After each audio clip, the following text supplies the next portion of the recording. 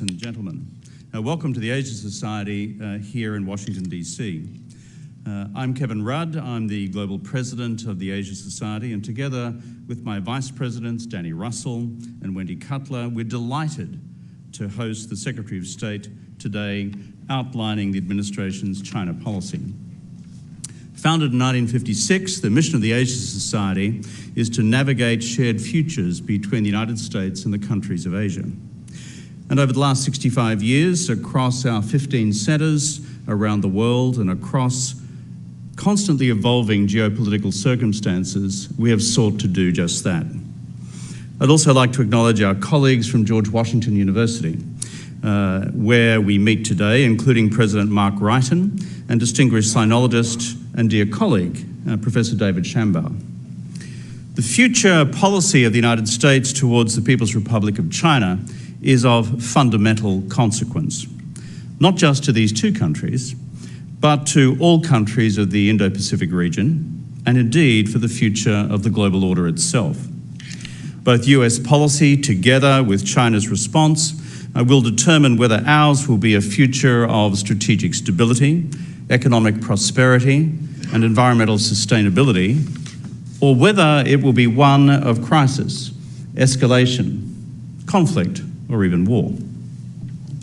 History, of course, is our somber guide on such questions, but none of us are so captured by some predetermined forces of history that we cannot still secure with our Chinese friends a shared future for us all. The truth is that China under Xi Jinping has changed. China has become more powerful. And China under Xi Jinping now seeks to assert that power in the region and in the world in a manner we have not seen in half a century.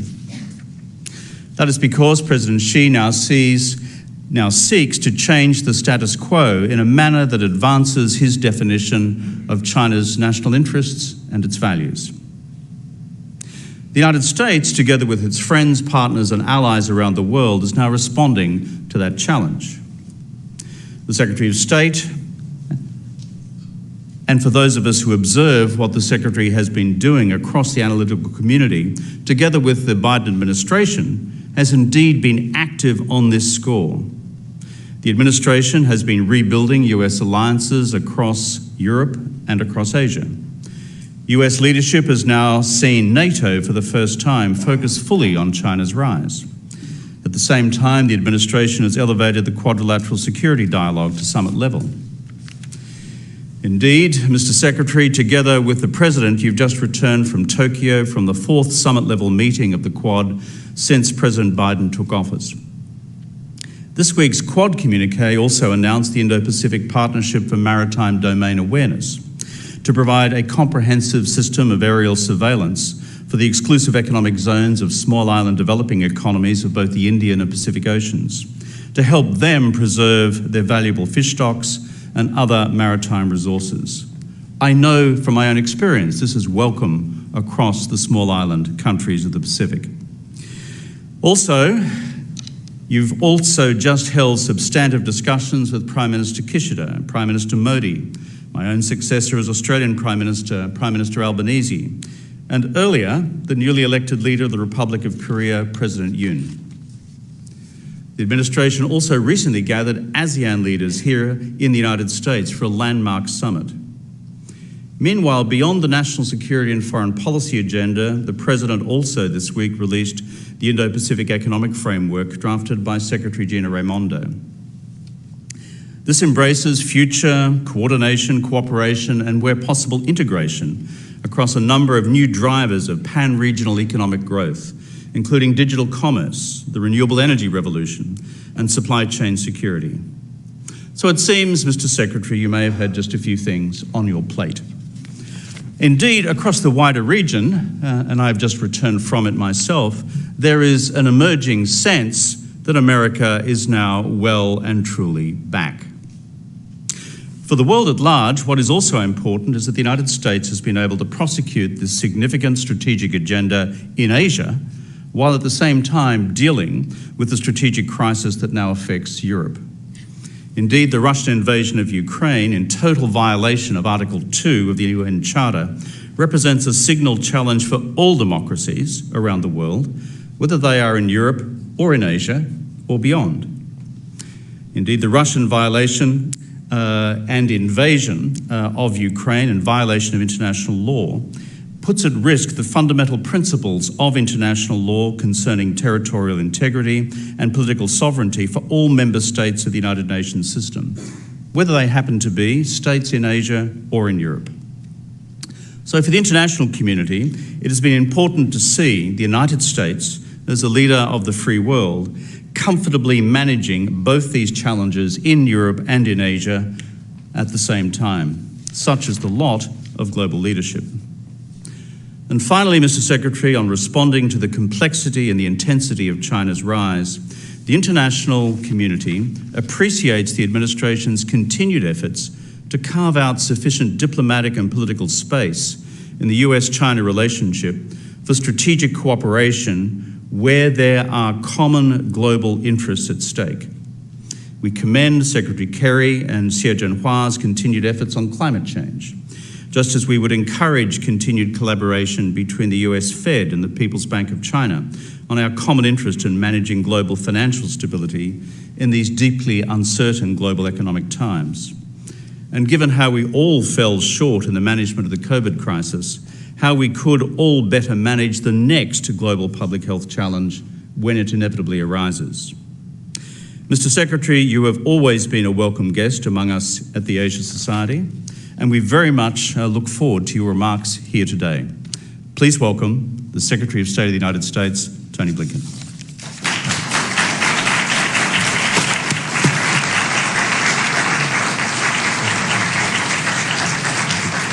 Thank you. Good morning. It's a real pleasure to be here at the George Washington University. This is an institution that draws outstanding students and scholars from around the world, and where the most urgent challenges that we face as a country and a planet are studied and debated. So thank you for having us here today. And I especially want to thank our friends at the Asia Society, dedicated to forging closer ties with the countries and people of Asia to try to enhance peace, prosperity, freedom, equality, sustainability. Thank you for hosting us today, but thank you for your leadership every day. Kevin Rudd, Wendy Cutler, Danny Russell, all colleagues, all thought leaders, but also doers. And it's always wonderful to be with you. And I have to say, I am really grateful, Senator Romney, for your presence here today. A man, a leader that I greatly admire, a person of tremendous principle who has been leading on the subject that we're going to talk about today. Senator, thank you for your presence. And I'm also delighted to see so many members of the diplomatic corps, because diplomacy is the indispensable tool for shaping our shared future. In the past 2 years, we've come together to fight the COVID-19 pandemic and prepare for future global health emergencies, rebuild from economic shocks, from supply chain disruptions to debt crises, and take on climate change and reimagine an energy future that's cleaner, more secure, and more affordable. The common denominator across these efforts is the simple fact that none of us can meet these challenges alone. We have to face them together. That's why we put diplomacy back at the center of American foreign policy, to help us realize the future that Americans and people around the world seek, one where technology is used to lift people up, not suppress them, where trade and commerce support workers, raise incomes, create opportunity, where universal human rights are respected, countries are secure from coercion and aggression, and people, ideas, goods, and capital move freely, and where nations can both forge their own paths and work together effectively in common cause. To build that future, we must defend and reform the rules-based international order, the system of laws, agreements, principles, and institutions that the world came together to build after 2 world wars, to manage relations between states, to prevent conflict, to uphold the rights of all people. Its founding documents include the UN Charter and the Universal Declaration of Human Rights, which enshrine concepts like self-determination, sovereignty, the peaceful settlement of disputes. These are not Western constructs. They are reflections of the world's shared aspirations. In the decades since, despite daunting challenges and despite the gap between our ideals and some of the results we've achieved, the countries of the world have avoided another world war, an armed conflict between nuclear powers. We built a global economy that lifted billions of people out of poverty. We've advanced human rights as never before. Now, as we look to the future, we want not just to sustain the international order that made so much of that progress possible, but to modernize it, to make sure that it represents the interests, the values, the hopes of all nations, big and small, from every region. And furthermore, that it can meet the challenges that we face now and will face in the future, many of which are beyond what the world could have imagined 7 decades ago. But that outcome is not guaranteed, because the foundations of the international order are under serious and sustained challenge. Russian President Vladimir Putin poses a clear and present threat.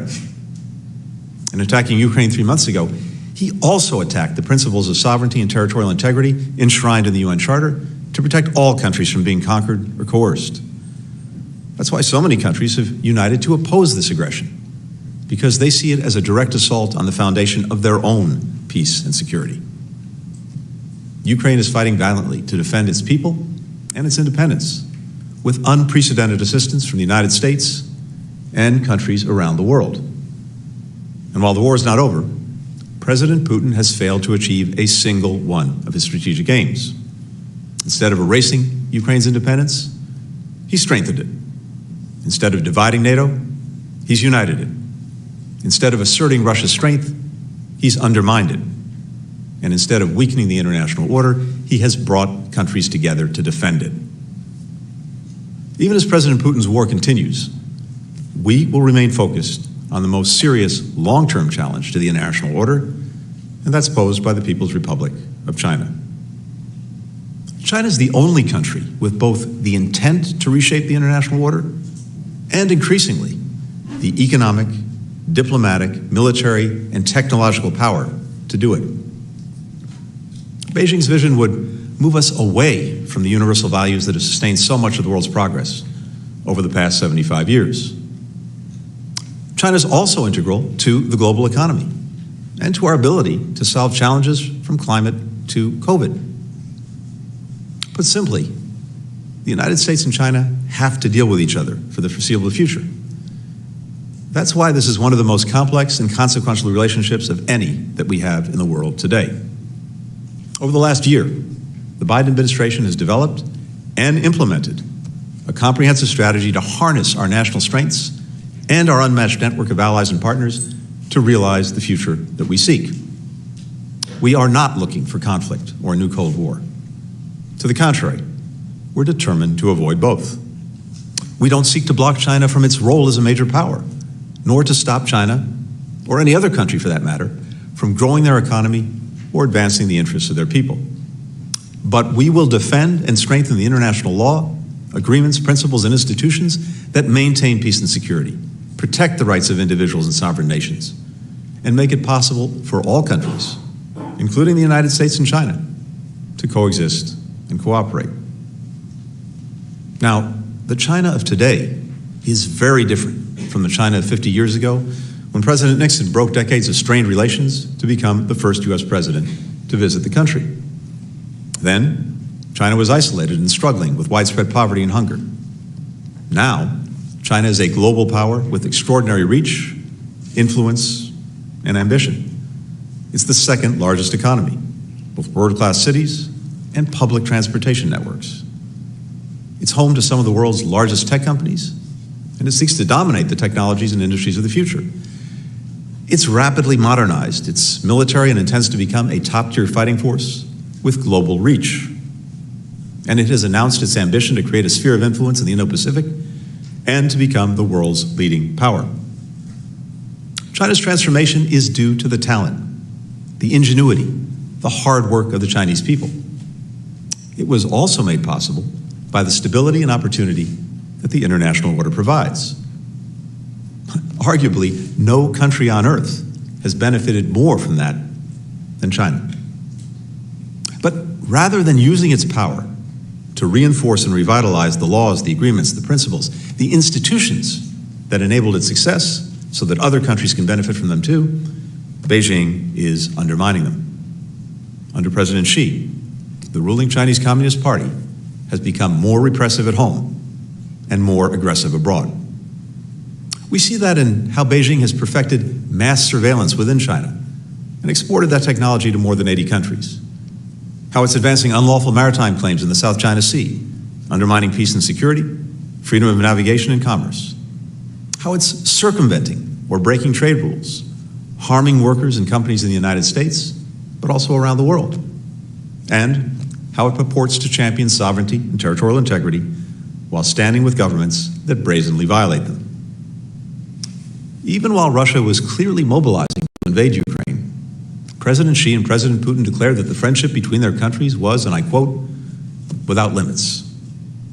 Just this week, as President Biden was visiting Japan, China and Russia conducted a strategic bomber patrol together in the region. Beijing's defense of President Putin's war to erase Ukraine's sovereignty and secure a sphere of influence in Europe should raise alarm bells for all of us who call the Indo-Pacific region home. For these reasons and more, this is a charged moment for the world. And at times like these, diplomacy is vital. It's how we make clear our profound concerns, better understand each other's perspective, and have no doubt about each other's intentions. We stand ready to increase our direct communication with Beijing across a full range of issues. And we hope that that can happen. But we cannot rely on Beijing to change its trajectory. So, we will shape the strategic environment around Beijing to advance our vision for an open, inclusive international system. President Biden believes this decade will be decisive. The actions that we take at home and with countries worldwide will determine whether our shared vision of the future will be realized. To succeed in this decisive decade, the Biden administration strategy can be summed up in 3 words: invest, align, compete.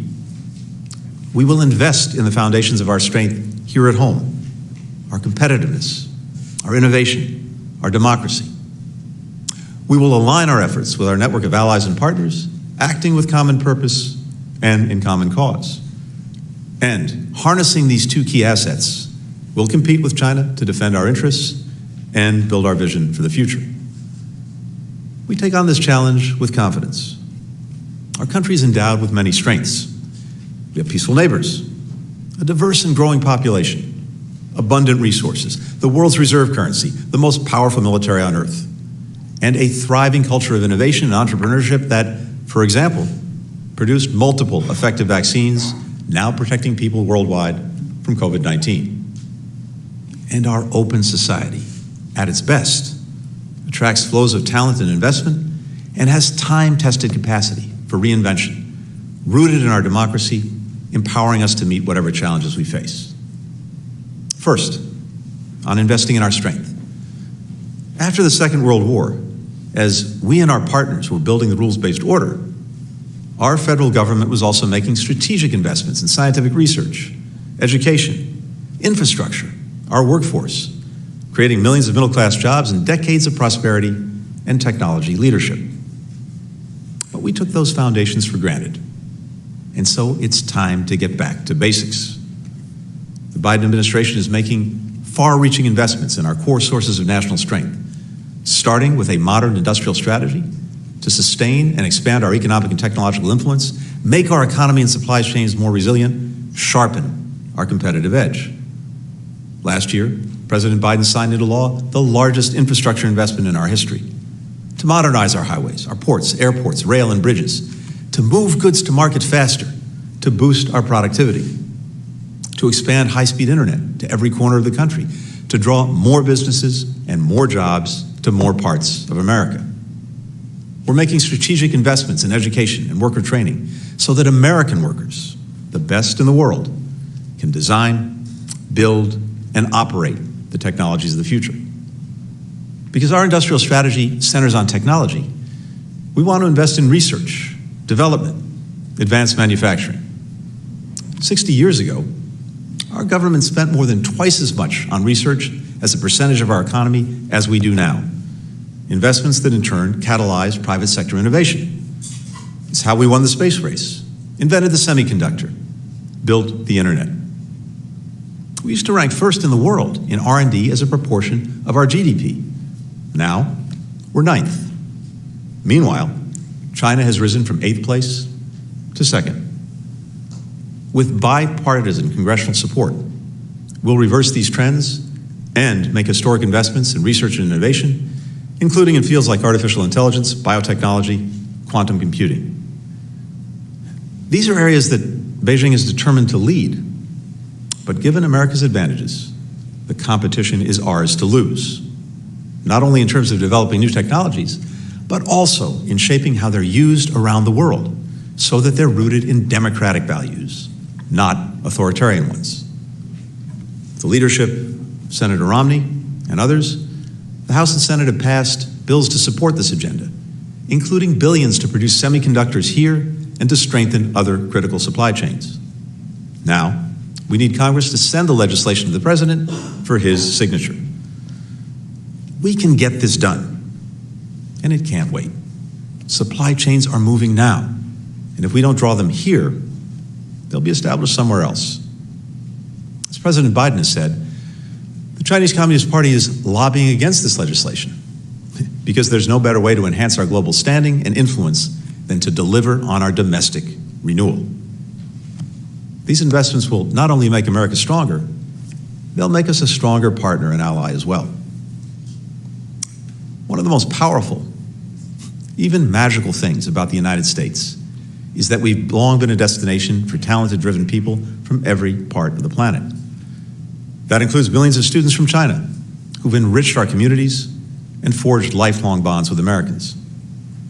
Last year, despite the pandemic, we issued more than 100,000 visas to Chinese students in just 4 months, our highest rate ever. We're thrilled that they've chosen to study in the United States. We're lucky to have them. And we're lucky when the best global talent not only studies here, but stays here, as more than 80% of Chinese students who pursue science and technology PhDs in the United States have done in recent years. They help drive innovation here at home, and that benefits all of us. We can stay vigilant about our national security without closing our doors. We also know from our history that when we're managing a challenging relationship with another government, people from that country or with that heritage can be made to feel that they don't belong here or that they're our adversaries. Nothing could be further from the truth. Chinese Americans made invaluable contributions to our country. They've done so for generations. Mistreating someone of Chinese descent goes against everything we stand for as a country, whether a Chinese national visiting or living here, or a Chinese American, or any other Asian American whose claim to this country is equal to anyone else's. Racism and hate have no place in a nation built by generations of immigrants to fulfill the promise of opportunity for all. We have profound differences with the Chinese Communist Party and the Chinese government, but those differences are between governments and systems, not between our people. The American people have great respect for the Chinese people. We respect their achievements, their history, their culture. We deeply value the ties of family and friendship that connect us. And we sincerely wish for our governments to work together on issues that matter to their lives and to the lives of Americans, and for that matter, the lives of people around the world. There's another core source of national strength that we'll be relying on in this decisive decade: our democracy. 100 years ago, if asked what constitutes the wealth of a nation, we might list the expanse of our land, the size of our population, the strength of our military, the abundance of our natural resources. And thankfully, we're still wealthy in all of those attributes. But more than ever in this 21st century, the true wealth of a nation is found in our people, our human resources, and our ability to unleash their full potential. We do that with our democratic system. We debate, we argue, we disagree, we challenge each other, including our elected leaders. We deal with our deficiencies openly. We don't pretend they don't exist or sweep them under the rug. And though progress can feel painfully slow, it can be difficult and ugly, by and large, we consistently work toward a society where people from all backgrounds can flourish, guided by national values that unite, motivate, and uplift us. We're not perfect, but at our best, we always strive to be, in the words of our Constitution, a more perfect union. Our democracy is designed to make that happen. That's what the American people and the American model offer, and it's one of the most powerful assets in this contest. Now, Beijing believes that its model is the better one, that a party-led, centralized system is more efficient, less messy, ultimately superior to democracy. We do not seek to transform China's political system. Our task is to prove once again that democracy can meet urgent challenges, create opportunity, advance human dignity, that the future belongs to those who believe in freedom, and that all countries will be free to chart their own paths without coercion. The second piece of our strategy is aligning with our allies and partners to advance a shared vision for the future. From day one, the Biden administration has worked to re-energize America's unmatched network of alliances and partnerships and to re-engage in international institutions. We're encouraging partners to work with each other and through regional and global organizations. And we're standing up new coalitions to deliver for our people and meet the tests of the century ahead. Nowhere is this more true than in the Indo-Pacific region, where our relationships, including our treaty alliances, are among our strongest in the world. The United States shares the vision that countries and people across the region hold, one of a free and open Indo-Pacific where rules are developed transparently and applied fairly, where countries are free to make their own sovereign decisions, where goods, ideas, and people flow freely across land, sky, cyberspace, the open seas, and governance is responsive to the people. President Biden reinforced these priorities this week with his trip to the region, where he reaffirmed our vital security alliances with South Korea and Japan and deepened our economic and technology cooperation with both countries. He launched the Indo-Pacific Economic Framework for Prosperity, a first-of-its-kind initiative for the region. It will, in the President's words, help all our countries' economies grow faster and fairer. IPEF, as we call it, renews American economic leadership, but adapts it for the 21st century by addressing cutting-edge issues like the digital economy, supply chains, clean energy infrastructure, and corruption.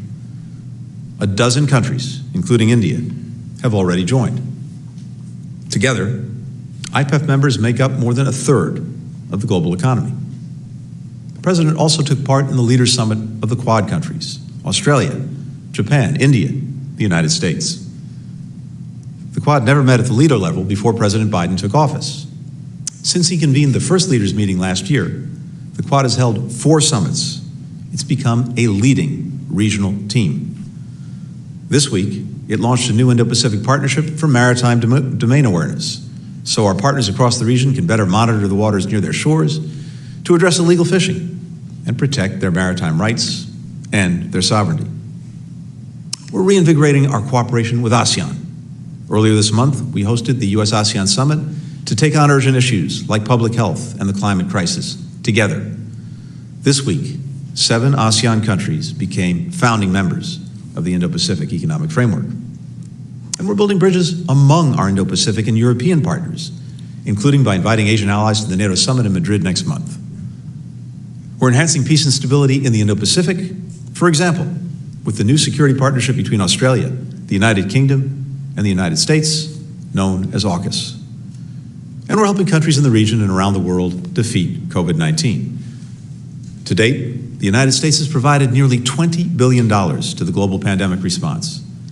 That includes more than 540 million doses of safe and effective vaccines donated, not sold, with no political strings attached, on our way to 1.2 billion doses worldwide.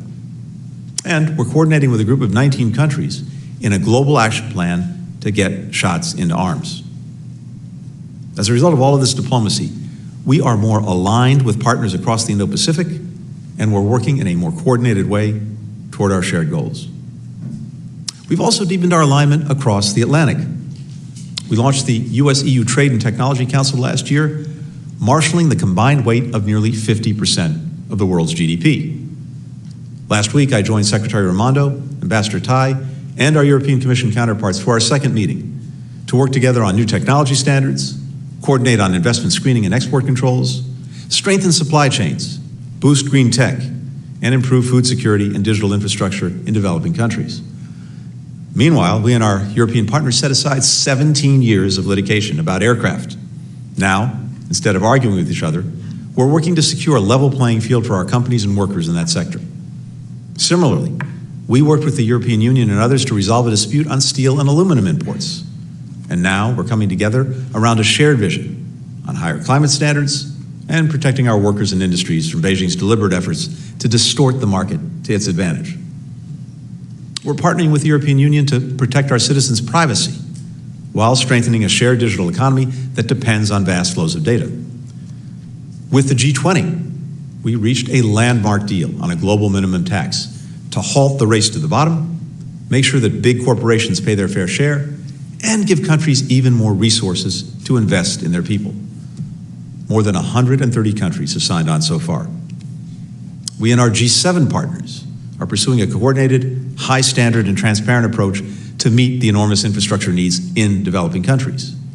We've convened global summits on defeating COVID-19 and renewing global democracy, and rejoined the UN Human Rights Council and the WHO, the World Health Organization. And at a moment of great testing, we and our allies have re-energized NATO, which is now as strong as ever. These actions are all aimed at defending and, as necessary, reforming the rules-based order that should benefit all nations. We want to lead a race to the top on tech, on climate, infrastructure, global health, and inclusive economic growth. And we want to strengthen a system in which as many countries as possible can come together to cooperate effectively, resolve differences peacefully, write their own futures as sovereign equals. Our diplomacy is based on partnership and respect for each other's interests. We don't expect every country to have the exact same assessment of China as we do. We know that many countries, including the United States, have vital economic or people-to-people ties with China that they want to preserve. This is not about forcing countries to choose, it's about giving them a choice. So that, for example, the only option isn't an opaque investment that leaves countries in debt, stokes corruption, harms the environment, fails to create local jobs or growth, and compromises countries' exercise of their sovereignty. We've heard firsthand about buyer's remorse that these deals can leave behind. At every step, we're consulting with our partners, listening to them, taking their concerns to heart, building solutions that address their unique challenges and priorities. There is growing convergence about the need to approach relations with Beijing with more realism. Many of our partners already know from painful experience how Beijing can come down hard when they make choices that it dislikes.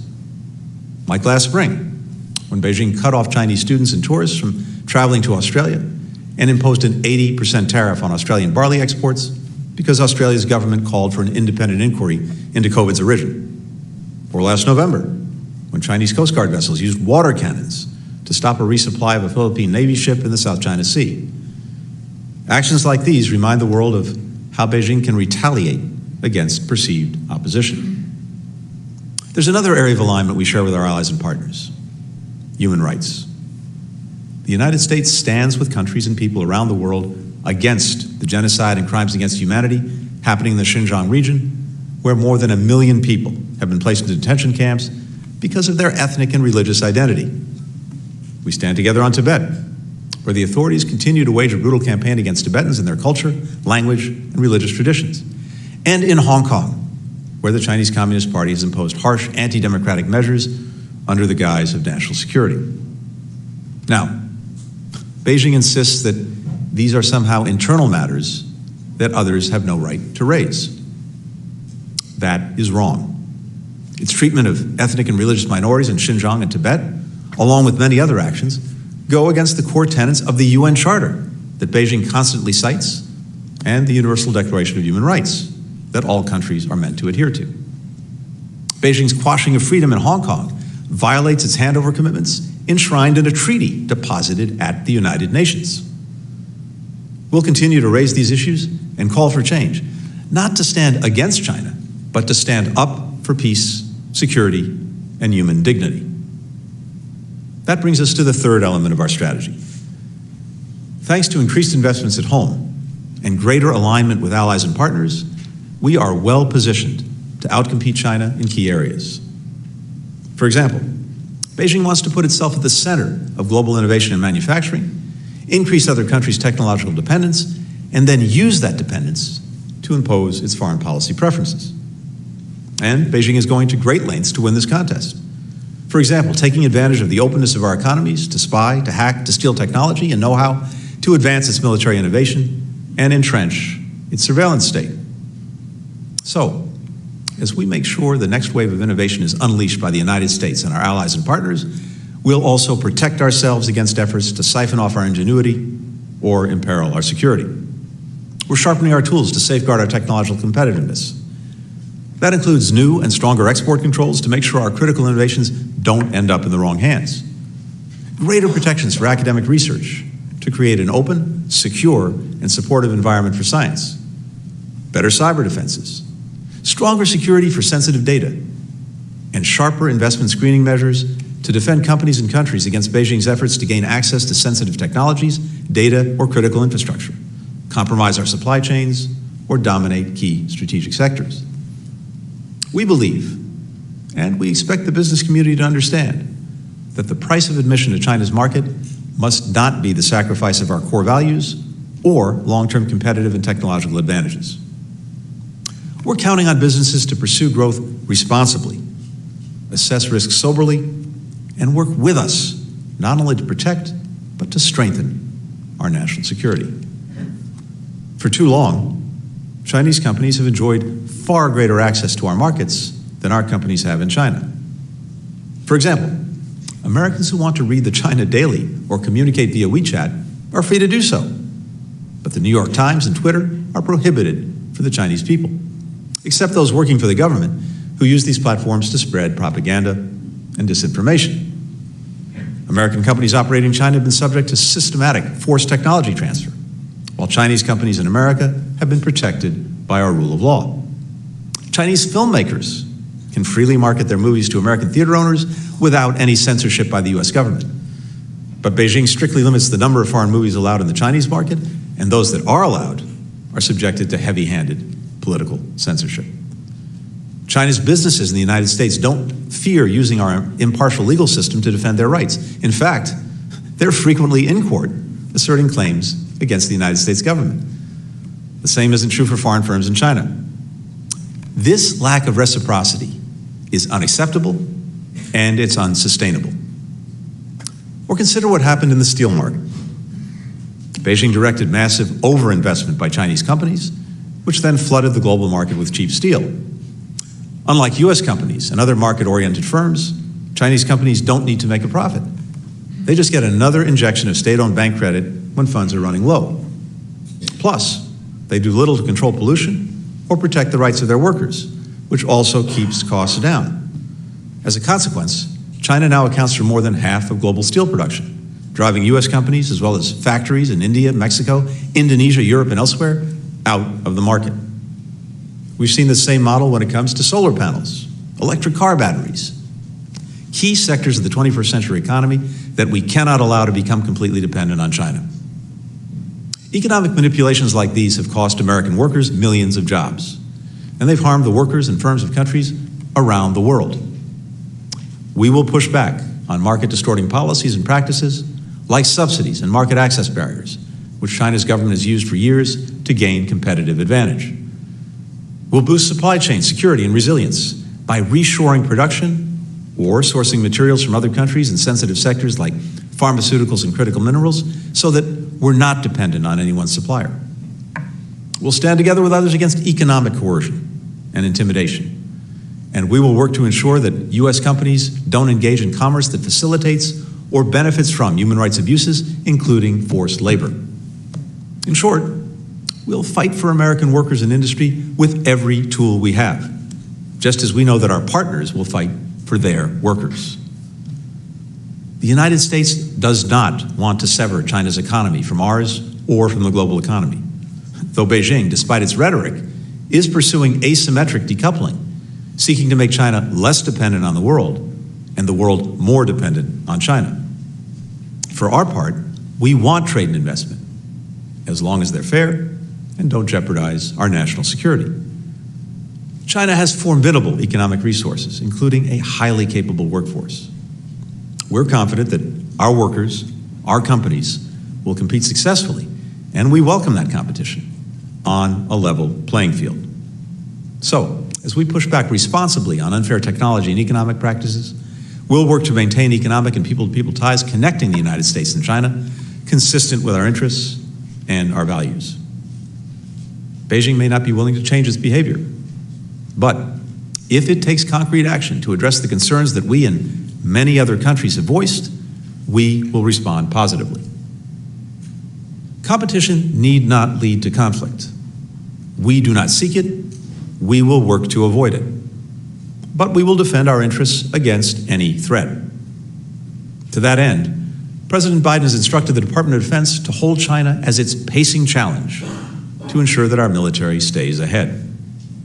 We'll seek to preserve peace through a new approach that we call integrated deterrence, bringing in allies and partners, working across the conventional, the nuclear, space, and informational domains, drawing on our reinforcing strengths in economics, in technology, and in diplomacy. The administration is shifting our military investments away from platforms that were designed for the conflicts of the 20th century toward asymmetric systems that are longer range, harder to find, easier to move. We're developing new concepts to guide how we conduct military operations. And we're diversifying our force posture and global footprint, fortifying our networks, critical civilian infrastructure, and space-based capabilities. We'll help our allies and partners in the region with their own asymmetric capabilities, too. We'll continue to oppose Beijing's aggressive and unlawful activities in the South and East China Seas. Nearly 6 years ago, an international tribunal found that Beijing's claims in the South China Sea have no basis in international law. We'll support the region's coastal states in upholding their maritime rights. We'll work with allies and partners to uphold freedom of navigation and overflight, which has enabled the region's prosperity for decades. And we'll continue to fly and sail wherever international law allows. On Taiwan, our approach has been consistent across decades and administrations. As the President has said, our policy has not changed. The United States remains committed to our One China policy, which is guided by the Taiwan Relations Act, the 3 joint communiques, the 6 assurances. We oppose any unilateral changes to the status quo from either side. We do not support Taiwan independence, and we expect cross-strait differences to be resolved by peaceful means. We continue to have an abiding interest in peace and stability across the Taiwan Strait. We'll continue to uphold our commitments under the Taiwan Relations Act to assist Taiwan in maintaining a sufficient self-defense capability and, as indicated in the TRA, to maintain our capacity to resist any resort to force or other forms of coercion that would jeopardize our security or the social or economic system of Taiwan. We enjoy a strong unofficial relationship with Taiwan, a vibrant democracy and a leading economy in the region. We'll continue to expand our cooperation with Taiwan on our many shared interests and values, support Taiwan's meaningful participation in the international community, deepen our economic ties consistent with our One China policy. While our policy has not changed, what has changed is Beijing's growing coercion, like trying to cut off Taiwan's relations with countries around the world and blocking it from participating in international organizations. And Beijing has engaged in increasingly provocative rhetoric and activity, like flying PLA aircraft near Taiwan on an almost daily basis. These words and actions are deeply destabilizing. They risk miscalculation and threaten the peace and stability of the Taiwan Strait. As we saw from the President's discussions with allies and partners in the Indo-Pacific, maintaining peace and stability across the Strait is not just a U.S. interest. It is a matter of international concern, critical to regional and global security and prosperity. As President Biden likes to say, the only conflict worse than an intended one is an unintended one. We'll manage this relationship responsibly to prevent that from happening. We've prioritized crisis communications and risk reduction measures with Beijing. And on this issue and every other, we remain committed to intense diplomacy alongside intense competition. Even as we invest, align, and compete, we'll work together with Beijing where our interests come together. We can't let the disagreements that divide us stop us from moving forward on the priorities that demand that we work together for the good of our people and for the good of the world. That starts with climate. China and the United States had years of stalemate on climate, which gridlocked the world, but also periods of progress which galvanized the world. The Climate Diplomacy Channel, launched in 2013 between China and the United States, unleashed global momentum that produced the Paris Agreement. Last year at COP26, the world's hopes were buoyed when the United States and China issued our Glasgow Joint Declaration to work together to address emissions from methane to coal. Climate is not about ideology. It's about math. There's simply no way to solve climate change without China's leadership, the country that produces 28% of global emissions. The International Energy Agency has made clear that if China sticks with its current plan and does not peak its emissions until 2030, then the rest of the world's must go to zero by 2035. And that's simply not possible. Today, about 20 nations are responsible for 80% of emissions. China's number one, the United States is number two.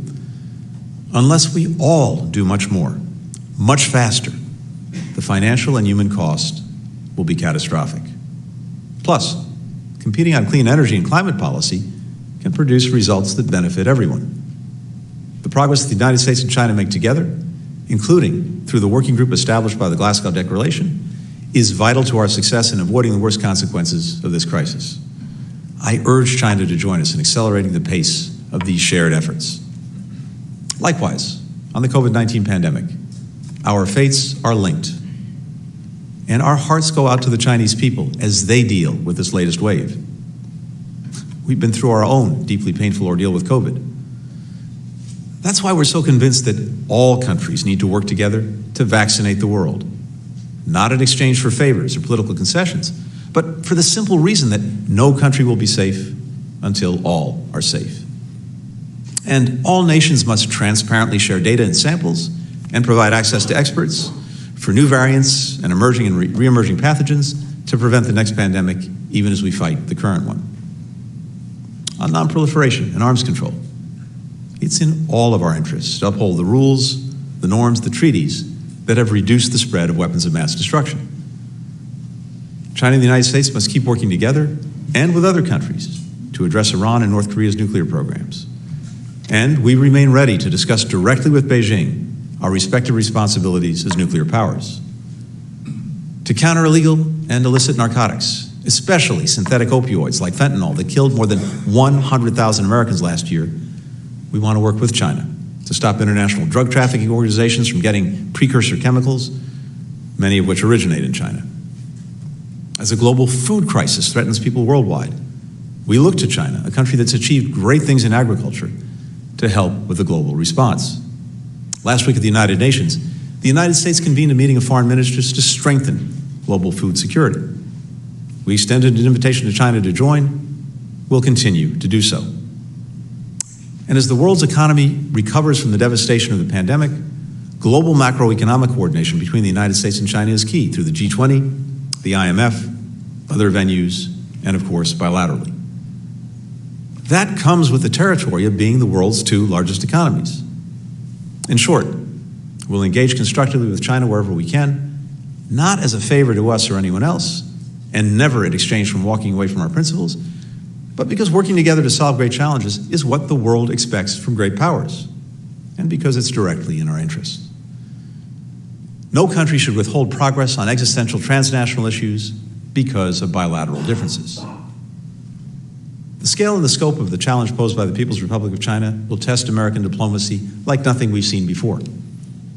I'm determined to give the State Department and our diplomats the tools that they need to meet this challenge head-on as part of my modernization agenda.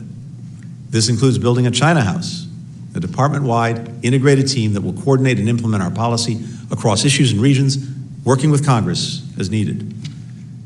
And here, I must mention an outstanding team at our embassy in Beijing and our consulates across China, led by Ambassador Nick Burns. They do exceptional work every day, and many have been doing their jobs in recent weeks through these intense COVID lockdowns. Despite extreme conditions, they persisted. We're grateful for this terrific team. I've never been more convinced about the power and the purpose of American diplomacy, or surer about our capacity to meet the challenges of this decisive decade. To the American people, let's recommit to investing in our core strengths, in our people, in our democracy, in our innovative spirit. As President Biden often says, it's never a good bet to bet against America. But let's bet on ourselves and win the competition for the future. To countries around the world committed to building an open, secure, and prosperous future, let's work in common cause to uphold the principles that make our shared progress possible and stand up for the right of every nation to write its own future. And to the people of China, we'll compete with confidence, we'll cooperate wherever we can, we'll contest where we must. We do not seek conflict. There's no reason why our great nations cannot coexist peacefully and share in and contribute to human progress together. That's what everything I've said today boils down to. Advancing human progress, leaving to our children a world that's more peaceful, more prosperous, and more free. Thank you very much for listening.